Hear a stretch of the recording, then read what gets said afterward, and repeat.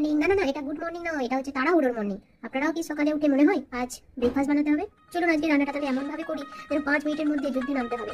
চলুন আমি ভেজিটেবল নিয়েছি, যেমন গাজর, বিনস আর আছে কিছু বিট আছে, আলু ভিজিয়ে নিয়েছি। এবার সেমইগুলোকে এমন ভাবে ভাজুন যেন সমুদ্র সৈকতের ওই রোদ পোহাচ্ছে, হালকা সোনালি, একদম আরামদায়ক, চোখ না সরে যেন, নাইলে কিন্তু কার্বন পেপার হালকা ব্রাউন কালার করে ভেজে, কিন্তু এগুলো কার্বন পেপার হয়নি।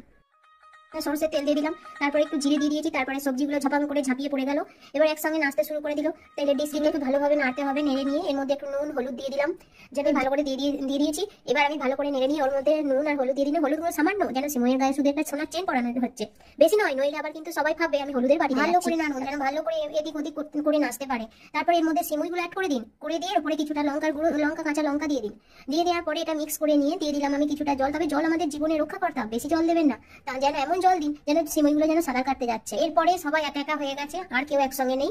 এরপর আমি সবাইকে অবশ্যই আলাদা আমার এই রেসিপিটা ট্রাই করবেন, মারাত্মক খেতে, একদম টেস্টি, সকালবেলা ব্রেকফাস্ট একদম ঘুম ছেড়ে যাবে। এবার দিয়ে দেবো একটু সবুজ রং, সবাই একা একা হয়ে গেছে।